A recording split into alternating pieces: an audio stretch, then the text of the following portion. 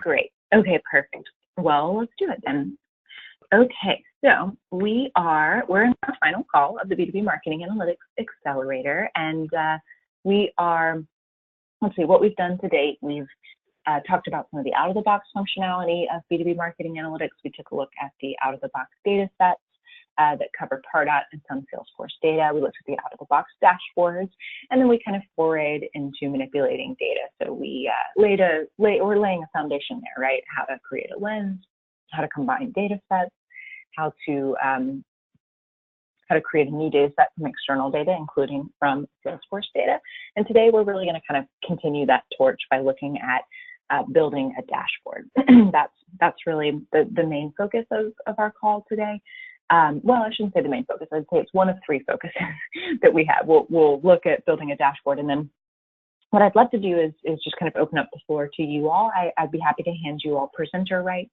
We can jump into your org if you're interested and walk through the process of creating a lens and placing it on a dashboard. I'd be happy to answer any questions along the way, just to kind of get you comfortable with the functionality, or, and kind of demo out and sample out some of the things that we've talked about. And then we'll spend probably the last 10 minutes of our call just talking about some resources that could be helpful for you, and talking through any last questions and next steps. How does that sound? Sounds perfect. And Sarah, actually, we really did send her home yesterday afternoon, so she spent some time in the system, and she'll have some stuff to show you when that time comes. Oh, great. Okay, that sounds great. Fantastic. I can't wait to see it. Awesome. Okay, well, then we'll dive in, and I'll look forward to seeing that. So the dashboard designer we did take a look at on our last call, but just a quick recap. This is an overview of what it looks like. It is basically a blank canvas more than anything. We've got largely drag and drop functionality here between widgets and lenses. On the left are all of our widget choices. Y'all will remember that a widget is the way in which your data is represented on a dashboard. So you can pick and choose exactly which widget you'd like by grabbing it, dragging it over, and placing it in the area where you'd like it. I'll highlight just a couple of widget options, and then I'll also send you a document after our call that outlines each of them in a little bit more detail, and just for your reference. But the first option here is a chart icon. Anytime you want to put a lens or a chart onto the dashboard, you'll drag that little icon over. This next one here is a table icon. Tables are basically charts that let you see record level detail, right? So if you'd like to kind of include a list of accounts or a list of opportunities, or a list of emails or something like that, you might drag that widget type over. The next is a filter. If you'd like to have filters at the top of your dashboard, kind of a set of global filters, you'd use this. This is a container widget, this little box with an arrow, and whatever you put in the container essentially gets grouped together, and you can move and shift those elements around together. It kind of packages them up. So, you've probably noticed on some of our out-of-the-box dashboards, we have email sections and form sections and things like that, and those are more than likely kind of all within a container, so that whoever built it could easily move them around together. We've got a date filter here if you're ever interested in a lens being filtered by a date. A link option here. I sometimes see clients maybe building out like a summary dashboard and interested in linking out to a dashboard that provides a lot more detail. So you should be able to link out to your Salesforce org, or to a document to download, or somewhere else within B2BMA. So should have open-ended linking options here. You can pull in images if you're interested in branding your dashboard. I see a lot of folks pull in their logo and other branding elements. Maybe even if they're reporting out on a campaign, they pull in images of some of the campaign materials, online banner ads, or whatever else they may be pulling in. We've got this list widget. This is a pretty versatile widget. Basically, you can choose a data point within the data set and filter from a filter within it. We'll take a look at that one live in just a couple of minutes. That's a handy one. We've got the option to highlight just a particular number or metric. We'll see that in action here in a second too. We've got an option to filter based on a range. We can input text. Maybe we want to add a title, or we can include a toggle that lets us toggle between different metrics. One good example of that is actually in the engagement dashboard. There's actually a toggle option where you can toggle between your email opens or your email clicks, or your form submissions versus your form views, and it updates the lens that you're looking at accordingly.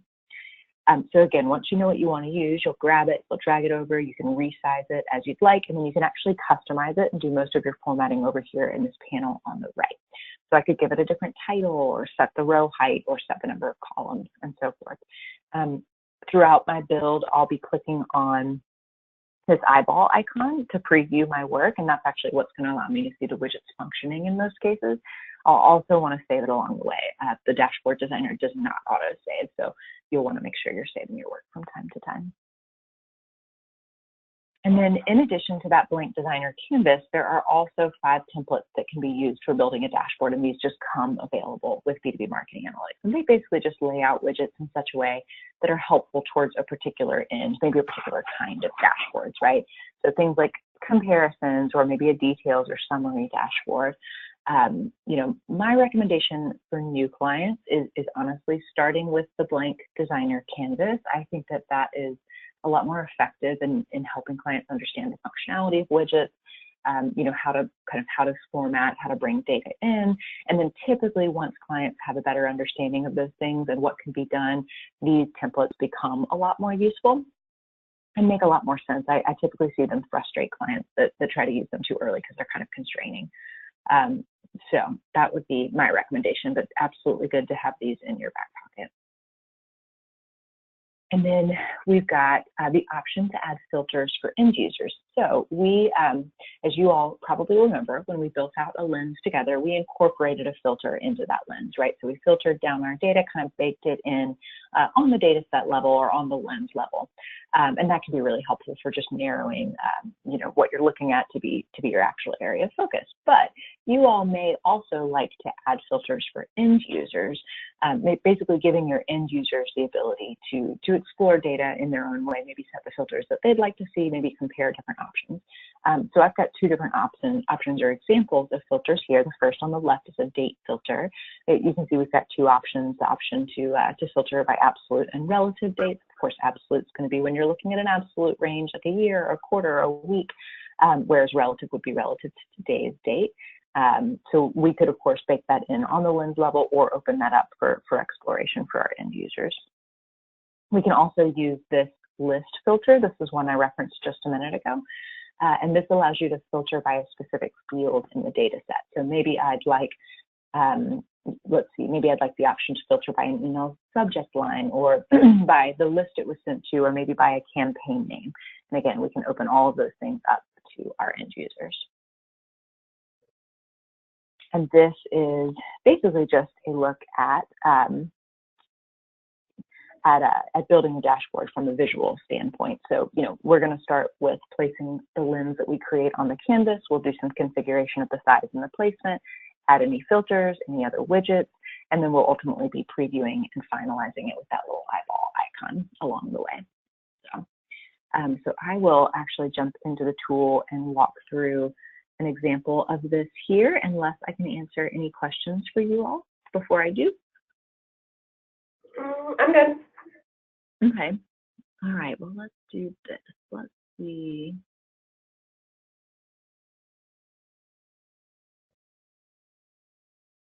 Why don't we grab? All right.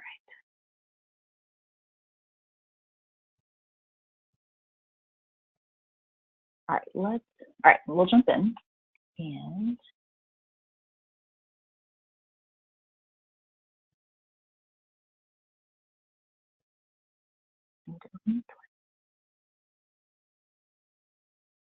all right, so I will, on our last call, we started building out a lens with a data set, right? We grabbed the data set that we were interested in, built out that lens, we clipped it to the dashboard. And that's certainly one of the ways that you'll often get into a dashboard, right, is starting with a lens that you're building out. Today, we'll go a slightly different route. I'm going to jump into B2B marketing analytics first.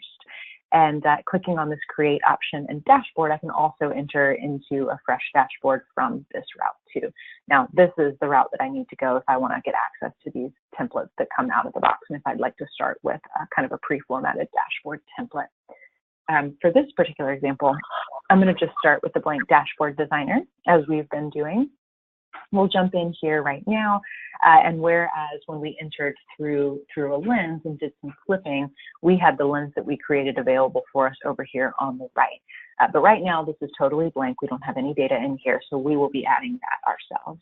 So I'm going to start with this chart widget and drag this over, place it on the dashboard, resize it as I'd like.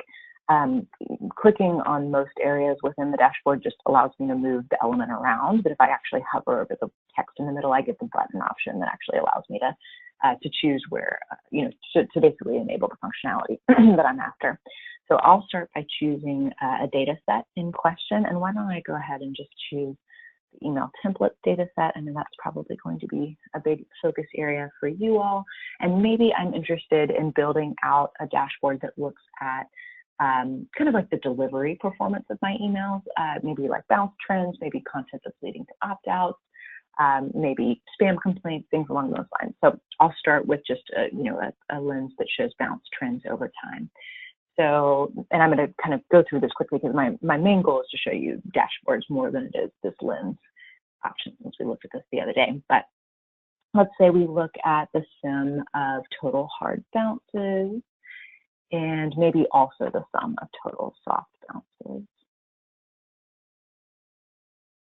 Okay, and let's group that by, sent on date, or maybe we'll do stat date in this case.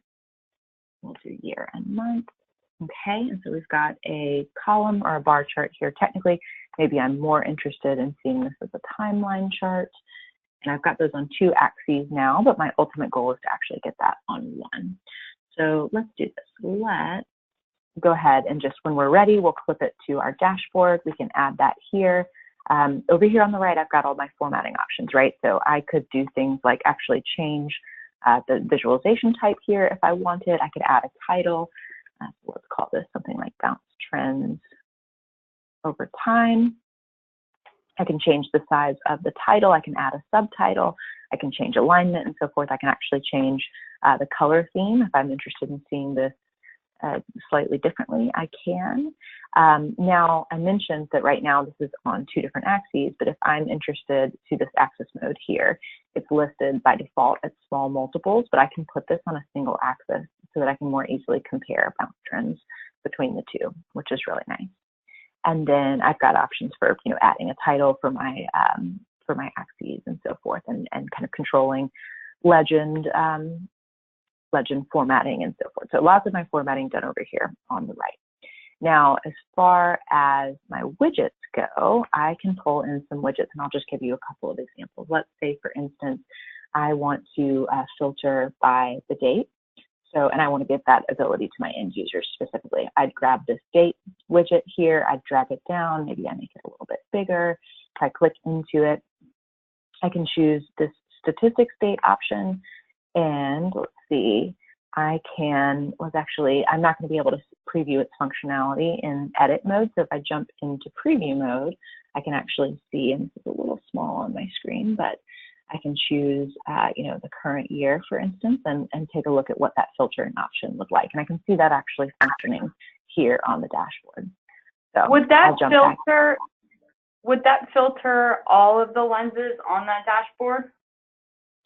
I think it will filter all of the lenses on the dashboard to which it applies, right? So if you're pulling in like form data sets and data sets that are not the email template data set, I don't believe that it will without you kind of having to join those somehow on the back end. Okay. So it should apply to all of the email template data sets. Okay. Good question. And then, you can probably notice this new date widget title, which is not incredibly descriptive. So I might come over here to my formatting drawer and change that, right, to something like statistics date and change the title. And I've got a couple of options here for styling these widgets. For instance, I can, remove the option to show absolute or relevant dates. I can, have a default calendar type. I can actually change the color of the widget itself if I'm interested, and so forth. So I've got some formatting options here, including messing with the width and the radius, and I can see those changes reflected here. Let's let's see, another example of, let's talk about that list filter. This is another great filter here. This is one that just gives you the option to select a data point within the data set. Maybe, for instance, I want to be able to filter by campaign, and I can jump into preview here and see how that might work. So maybe I'm interested in just focusing or letting my end users just focus on a particular Pardot campaign, right? So I could do this. Now you all may notice a couple things. One, that title is not very pretty. We can update that. And I only have the option to choose one campaign at a time right now, but I can adjust that. So let me jump back into edit mode. Let me look at the formatting. First, I can input Pardot campaign here, for instance. And second, I can actually jump into this step option, and I can change my selection type from single selection to multiple selection. So if I jump back into preview mode now, I can see that I've got the option to choose multiple at a time, and that may be my preference. Okay, and then I'll mention one or two more widgets before we move on. I also love the number widget if I'm interested, let's say, in highlighting just high level, performance data. Maybe I'm interested in also just showing, some of those hard bounce counts on their own, right? Maybe I want to show a numerical snapshot of the sum of total hard bounces. I can click done and just basically add that information here, right? Maybe I want to do the same thing for my soft bounces so that at a glance, my users can see the numbers and summarized here of what we're looking at on the dashboard. So let's see. And then if we try again with our date widgets to the question that was asked earlier, we should see both of these widgets or all of these widgets updated according to, where'd it go? Yeah, so we see, to that question earlier. Oh, go ahead. I just tried it on mine and it looks like it did update Perfect. all the lenses. Great, I'm so glad. Awesome. Okay. All right, let's see. Any more widgets worth pointing out? If you all wanted to add logos and titles here, these would all be options. One thing you've probably noticed in playing around is that if a space is occupied, you can't drop a widget in its place unless you hold down the shift key. So if I press shift, I'm going to be able to kind of reflow my options, and I could add a logo here. I could even add a title here if I wanted to, and maybe have this my email template performance dashboard or whatever I want to call this.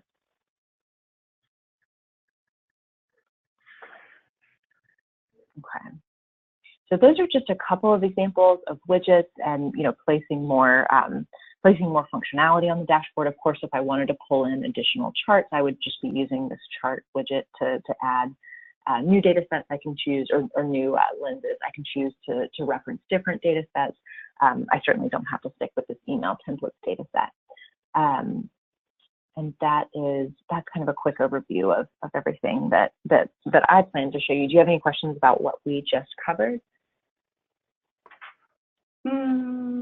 No, but it's interesting because when I was creating my lenses and building the dashboard yesterday, I actually didn't use the widget side. Oh, yeah? I pulled from the drawer and dragged the lenses into the dashboard. Yeah, that is a perfectly fine other way to do it as well. If you've got them already created, that's probably easier in a lot of ways, right? Okay, yeah. I was like, make sure I do something wrong. No, I don't think you did.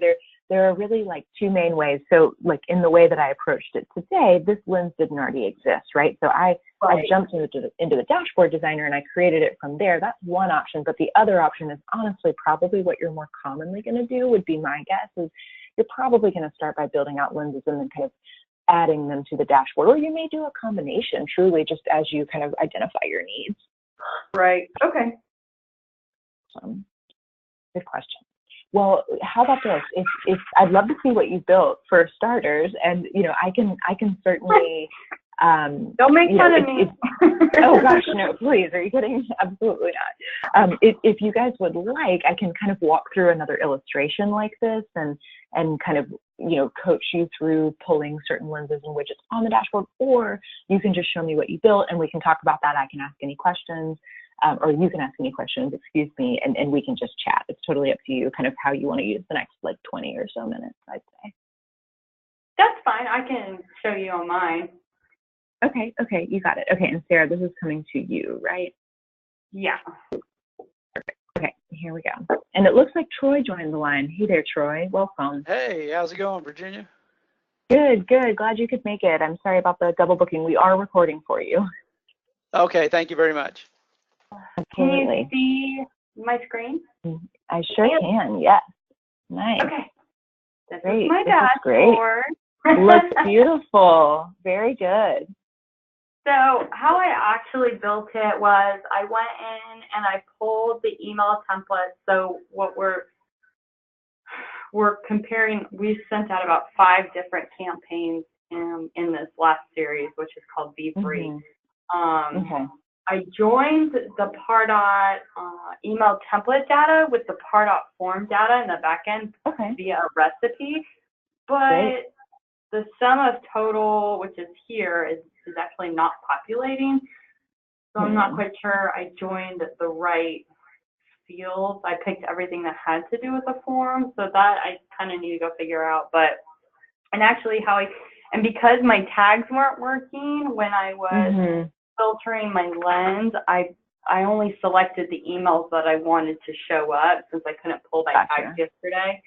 So I ended up doing one lens, and then I just cloned it and then adjusted it we just edited it and then re-dragged them on here. So this is kind of what it looks like. I just pulled in this date widget. So it looks like if we pull, say, last 30 days, it updates everything. Okay, that's great. That actually is not 100% what I would have expected, so that's great news. So that's it shows all 5 of our campaigns, and you can see we really only we send 2 days a week, which is why it's pulling. Our second send hasn't gone out for today. Okay. So yeah, those are my little lenses. Yeah, they're looking really nice to me for sure. I'm kind of taking it all in because it's a lot of data. Let's see. So I see. Okay, so you've got it largely broken out by week, and then by the date of each of these items. Okay, great. And so this is largely, this is looking good.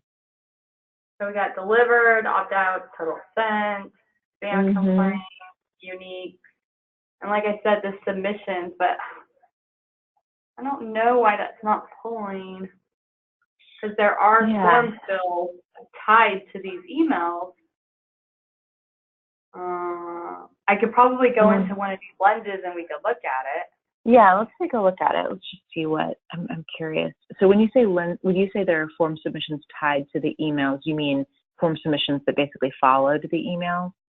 Yeah, we have forms set up that are, a couple of them that are simply for these email campaigns. Okay.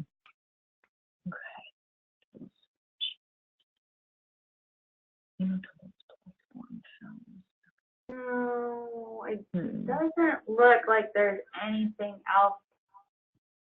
There's total submissions, and there's nothing else that says like form fill that I can bring in. Yeah, it doesn't look like it. Let's see. What are the filters? And I guess, are we sure? Yeah, what are the filters? Sure that submissions mean fields or forms? Yeah, submissions should refer to forms. So that's, I mean, you're on the right track there, absolutely. Okay, so that's that's the name of the email that's filtered out? Yeah, those are the email templates. Okay, and are we pretty sure? Yeah, that's a pretty large date range, so I would expect that you've got.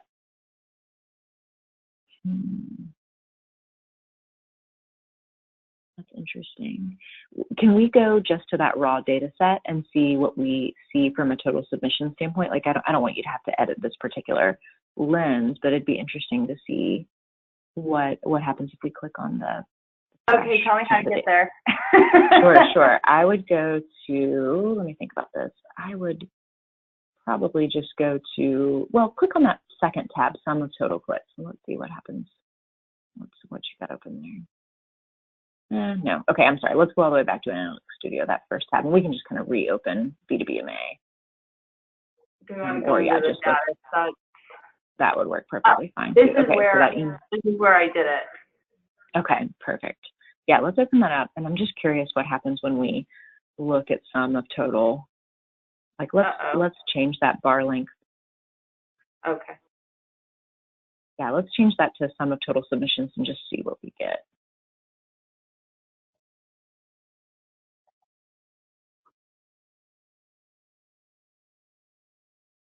Okay, so it's definitely got some.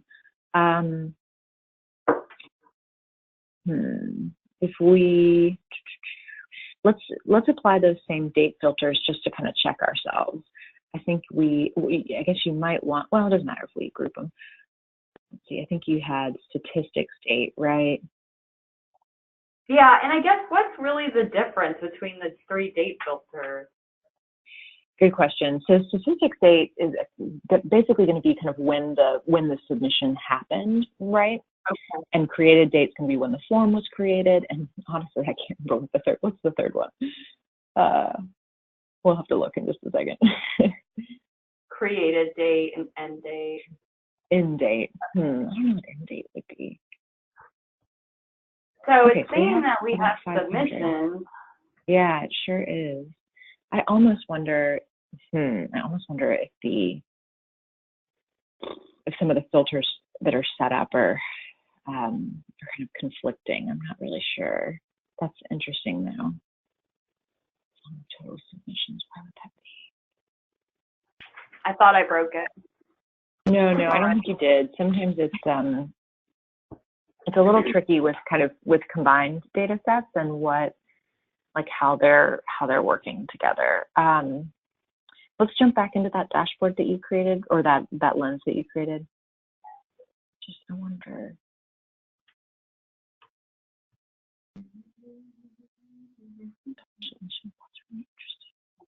Open up this one.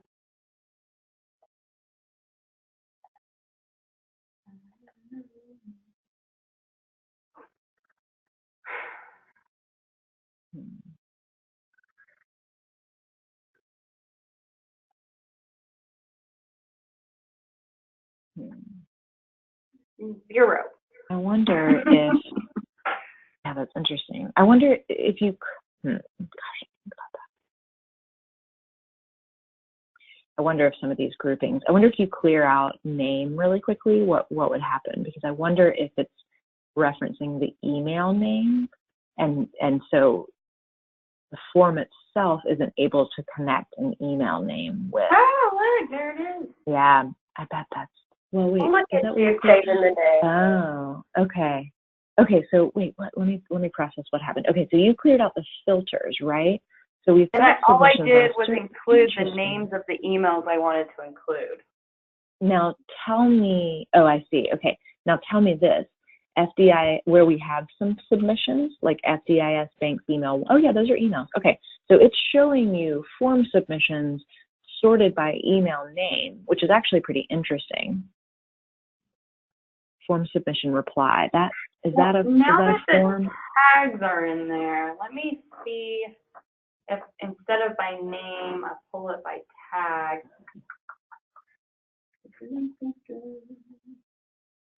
Oh, see, it's not letting me pull the tags now. So weird. Interesting. Even if you what if you change the operator to something else?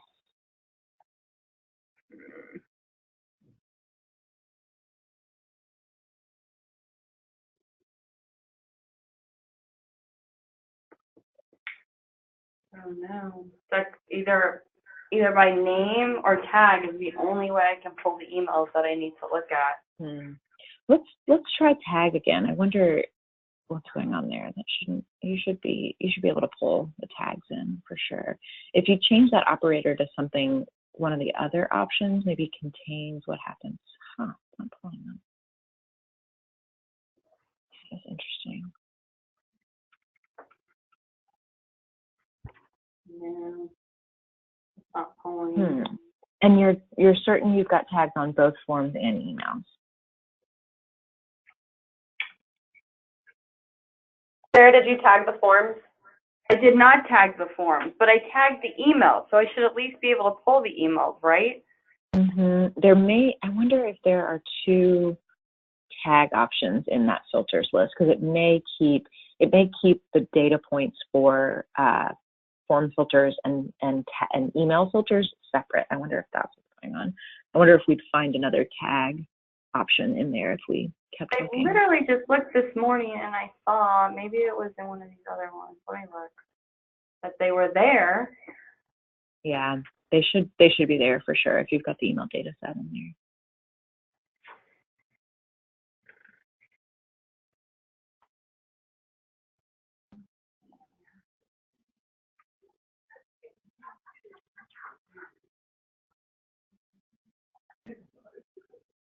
No. Back out one level and let's see if there's another tag option. I'm almost curious if it shouldn't, I wouldn't expect it to show tags as two separate data points, but I wonder if it is. Okay, so there's our first tag option. I wonder if there's not another one. Okay, that's it. No. That is interesting, but you thought you saw it this morning. Yeah, I saw the tags had updated this morning in the data when I went in, but now they're not there. Oh, because I think I went into, where did I see them?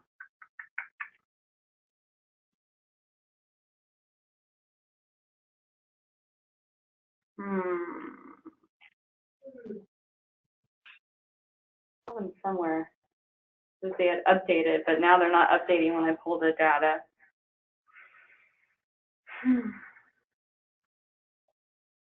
Yeah, I almost wonder. No, they weren't there.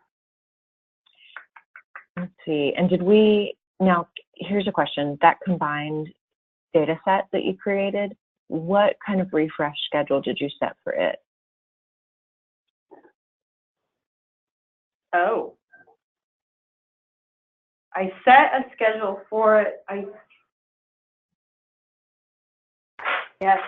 I only set it to refresh on Wednesday once a week.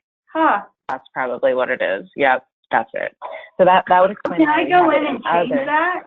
Yeah, you should be able to. In fact, we can try that now. We'll probably need to jump into the data manager, which is probably easiest to do from that cog icon. Or yeah. Okay. All right, so this is it. Let's see. Update data set. Yeah, try that. Okay, perfect. You should just be able to, if you click continue, hopefully it'll take us back to the schedule. Perfect. Okay, good. And you probably want to set that to run. You probably want to set it to run maybe more frequently or maybe tonight. Yeah, I can change that. Yeah, that's a tricky one. I wouldn't have expected. I mean, that took a little noodling.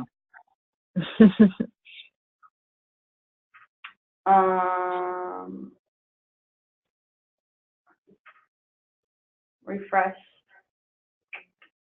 It didn't refresh. Yeah, it refreshed yesterday afternoon, and you probably added the tags. That's when I created it.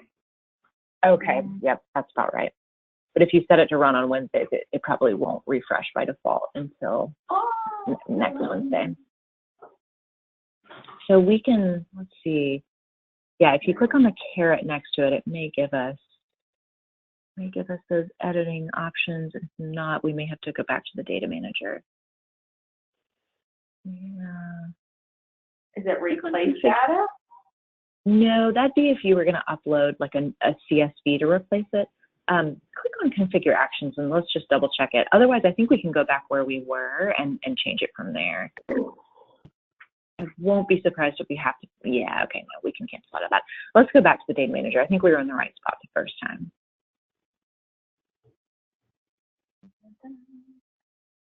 Data manager.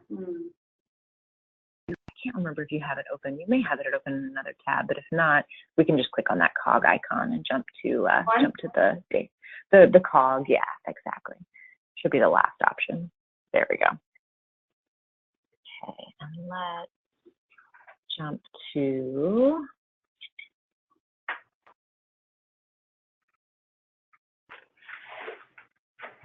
on the left-hand side. Let's click on data flows and recipes. And then if you click on data set recipes tab, we should be able to see the one we just created, or you just created yesterday. And then there we go.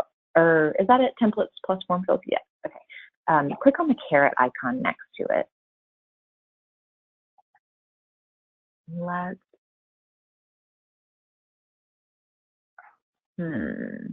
open recipe, save as new recipe, run last updated. I don't know what that means. Schedule last updated. Maybe let's just open it and see if we can get a new.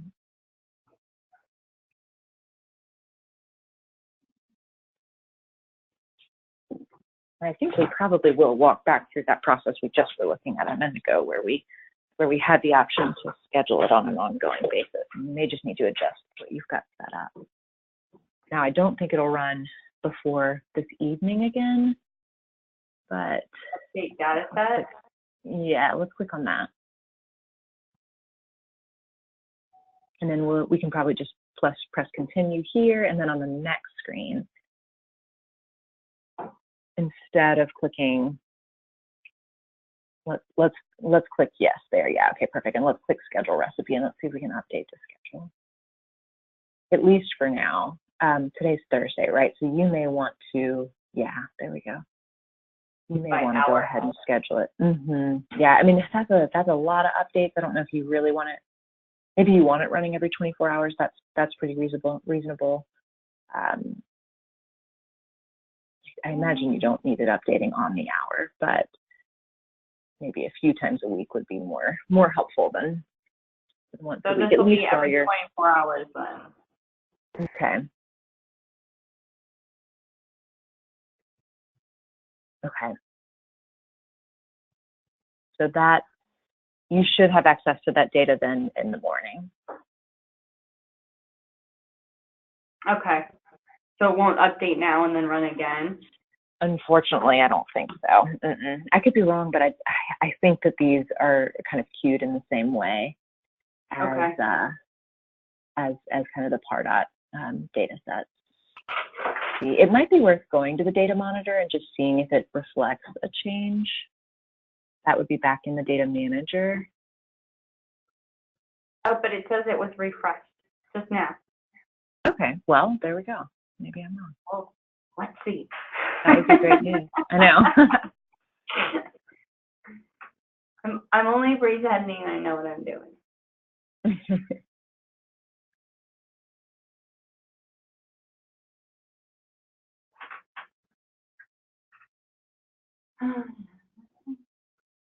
See if the tags are there.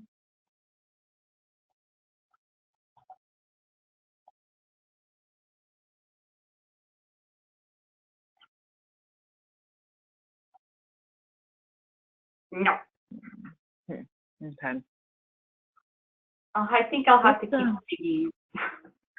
Yeah, I think so too. And I mean, we could click into the raw data set and see if that has updated just yet, just as a double check. But I just wouldn't be surprised if unfortunately we had to wait on that here.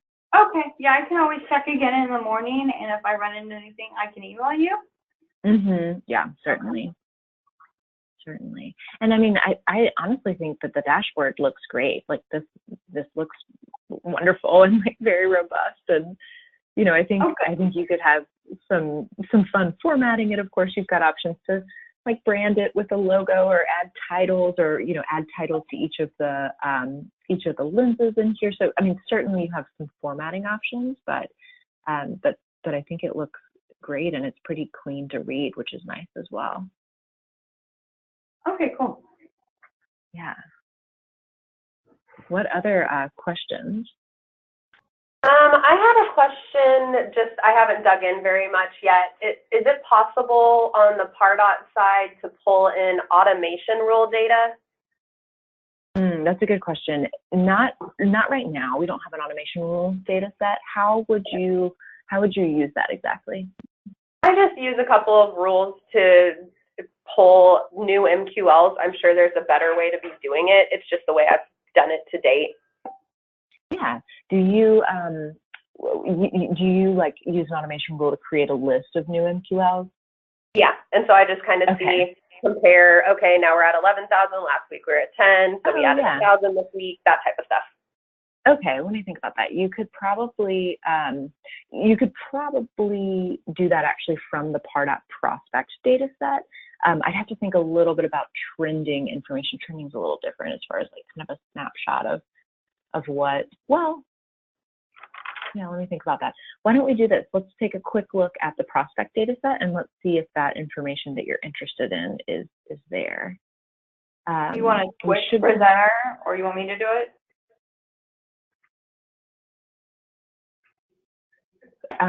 If you're comfortable, I can probably coach you through it real quickly, and then maybe in about 5 minutes we'll switch gears and kind of start wrapping things up. But I think you'll be able to grab it pretty easily from B2B MA, and we can at least kind of play around with what's in there. Because if we're talking about prospect list membership, and if that's ultimately what we're looking for, we should have that data here within B2B MA. So that Pardot prospects data set, yep, is all the way down at the bottom. And it sounds like we're interested in like the count of prospects on that data set, or on that list, right? Mm-hmm. Let me think of what that would look like. I would actually keep count of rows, and let's do this. Let's make bars. Let's come down to that bars option, and let's see if we can find like list membership. We should have something like. I can't remember exactly what it's called, but it should be something like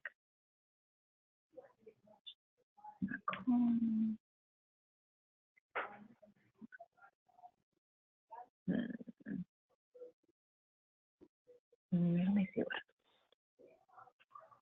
funny enough, in my demo account, I actually do not have a fleshed out prospect data set. So this is actually the data set that I'm least familiar with. So let's see, what is it called?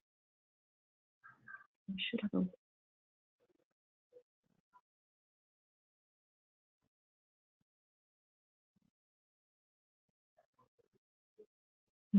interesting.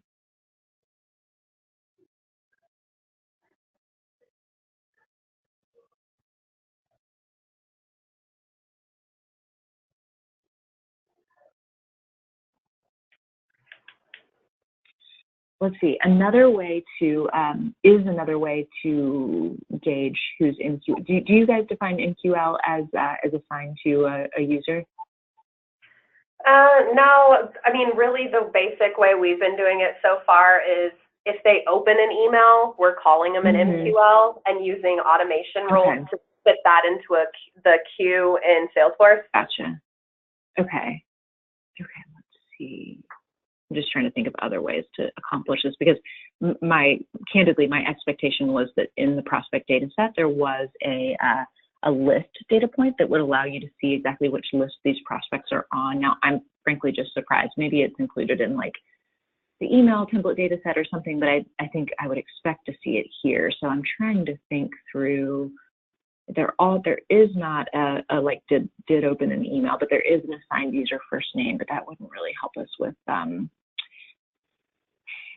assigned to a queue. So what we could do, this would have, well, you'd have to get a little creative to do it. And I know we've kind of talked a little bit about tags, or a lot about tags today, but you could also, like, you could incorporate into the automation rule, if you tagged all of those prospects with like MQL or some kind of identifying tag, sure, you could use that, and you could basically get a count of folks with that tag. Now, I honestly kind of want to relay the feedback to the product team that having list membership as a data point, like, that seems really sensible to me, and that would be the easier way to do this for sure. But tags could be a good workaround in the meantime. Okay, sounds good. Okay. And then you'd probably, I'm trying to think of, you could pretty easily kind of build out filters to show what that trend looked like over time, especially if it was list membership, kind of like the count of prospects on the list over time. That might be a good way to do it as well. Okay. Okay, well, how about this? We've got about 10 minutes left. Why don't I steal presenter rights back really quickly, if you don't mind? Okay. And we'll just kind of wrap up here. And mainly, I want you to know about some resources that are available to you all, because, no doubt you will have, there's a lot to learn. This is a really robust tool, as I'm sure you're seeing, and there's lots of nuances. And it certainly operates a little differently than Pardot and Salesforce. So let's see. Let's talk about some options for you. So I'll mention a couple. I'm gonna mention 3 different categories mainly. Some trails on Trailhead, which I think are a really great bet for you all, and some success resources.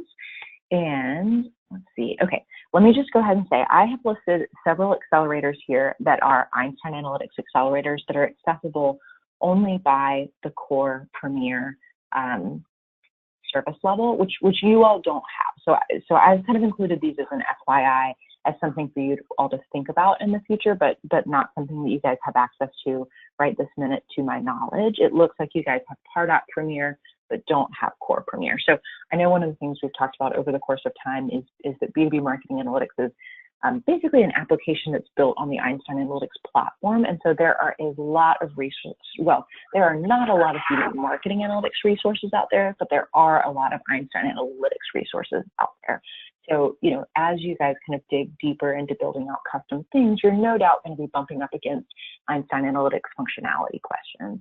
And so I mainly wanted to make you aware that these things were out there, as well as things like Trails on Trailhead and other success resources, right? So one day, should you desire to add Salesforce Core Premier and have access to these accelerators, that would be an option for you. There are ones that focus on loading external data within the tool, some more advanced functionality like trending data over time or year-over-year information, or even connecting your dashboards to Salesforce. So you can actually enable some of your some of your Einstein Analytics dashboards within the Salesforce org and make them visible within Salesforce for anyone who has a license. So anyway, I want you to be aware of these things, even though they may not be useful to you right now. But there are a number of trails on Trailhead that could be useful, and these are accessible to you guys right now. So as you kind of deepen your knowledge, I want you all to have access to that. Other great resources, we have the Trailblazer community. Are you guys familiar with our Trailblazer community? I'm aware of it. I haven't dug in very much. Okay, no worries. That's basically kind of like our user-driven support group almost for questions. It's a great place to collaborate with other clients, with partners, with members of my team and other experts that work for Salesforce. And so it's a great place to go and ask questions, maybe something specific to a particular use case or your industry. How have you all addressed these challenges in the past? The Pardot Trailblazer community could be a good place to ask B2B marketing analytics questions if desired. There's also an Einstein Analytics community on there too. So if the Pardot community doesn't have the answer because the functionality is more related to Einstein Analytics, you might consider trying that instead. And we've got a great little microsite here for B2B marketing analytics that has a couple of great resources, things like glossaries, frequently asked questions, common use cases. So that's a great, I've sent you a number of these resources over the course of our time together, but just so that you have an access to it to bookmark it and kind of get updates as desired, I certainly recommend that. Any questions about these resources? No. Okay. I will also mention our open office hours. Have you all ever had a chance to join our open office hours? I've done it a few times, yeah. Okay, perfect. So another thought for you as you kind of continue to dig in is joining these open office hours as potentially a great option to kind of have a quick conversation with somebody like me, right, who might be able to point you in the right direction or answer a question about B2B marketing analytics. These are kind of one-to-many sessions. My team sits on the line for about 4 hours a day and fields clients' questions. And you kind of hop on and you're queued up and you have a chance to listen and hear what other clients are doing and asking, and then get a chance to speak with a specialist for a couple of minutes. So we certainly see clients come and ask B2B questions, B2B MA questions from time to time. We're somewhat limited in kind of what we can advise on from a custom dashboard and lens standpoint, custom data, but we'll certainly give it a shot and hopefully be helpful towards that end. I think it's just a great way to speak with a client,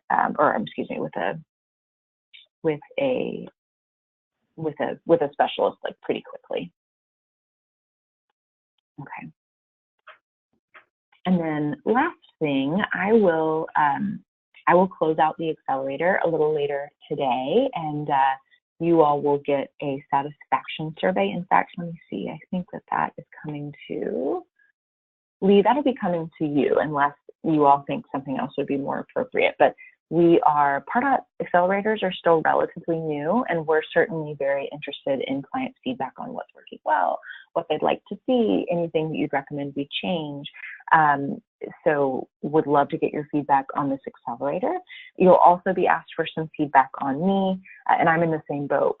Part of my performance is measured on the feedback that I get from clients, and I'd love to know, what you feel like is working well, what you'd recommend I do differently for other clients. I'm very interested in continuing to improve my performance and my assistance with clients as well. So would love it if you wouldn't mind taking a minute to provide feedback via that super short survey.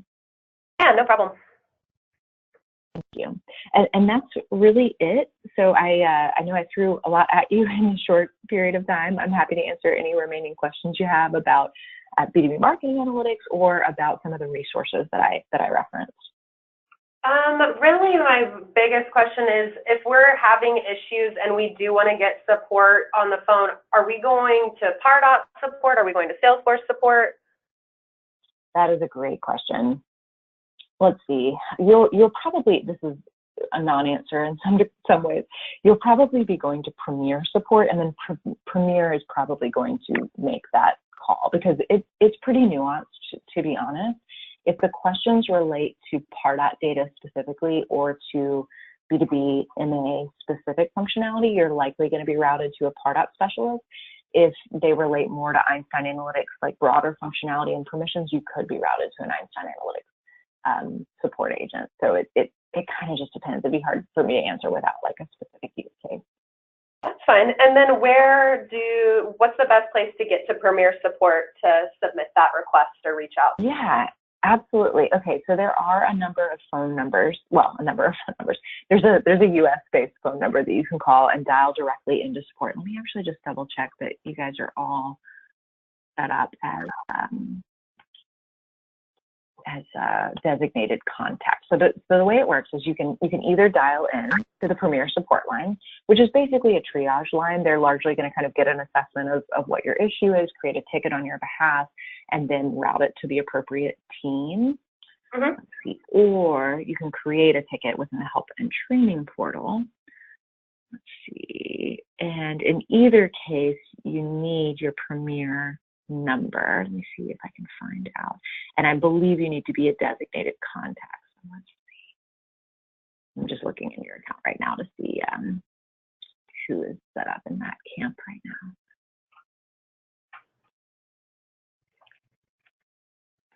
Okay,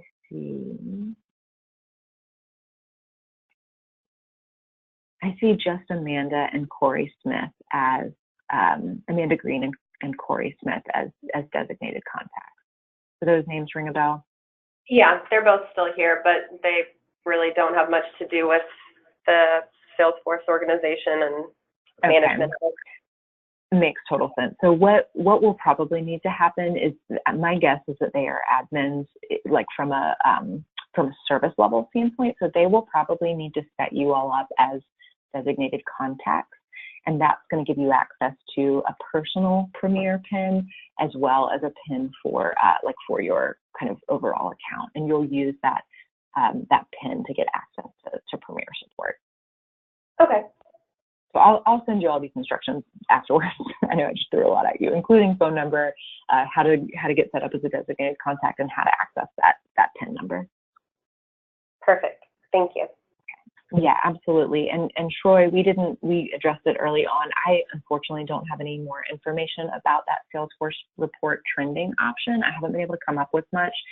And unfortunately, it's just a little outside the scope of this accelerator, so I'm not really very familiar with it. So I think your best bet is probably also reaching out to support to see. I think it's a permissions issue, and I just unfortunately would be fumbling around to even guess what exact permissions you need. So I'd rather send you right to a knowledgeable source. Okay, well, I connected all of us with pretty much all the analytics permissions I could find yesterday. So, Sarah, are you having an issue with trending? With the trending, I'm sorry, what?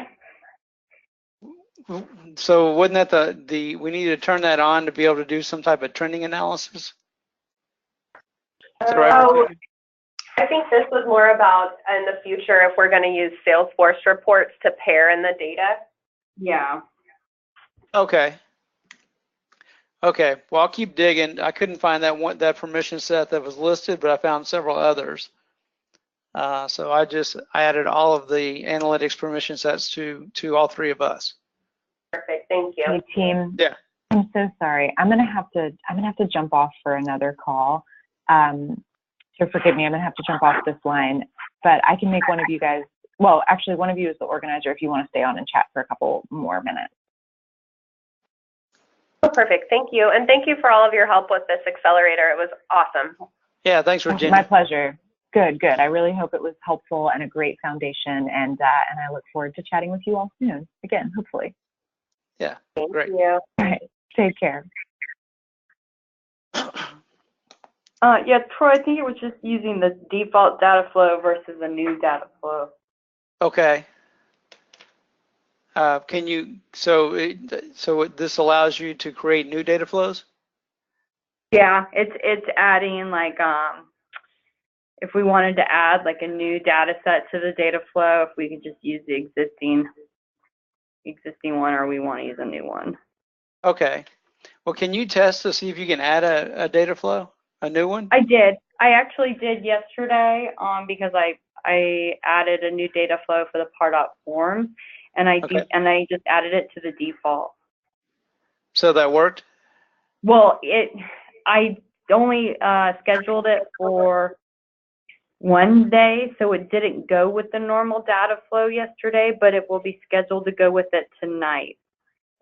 Okay. All right. Well, just let me know tomorrow if I need to keep digging around. I think I turned all of them on. I kind of feel like that the permission set that she gave us was not the right one.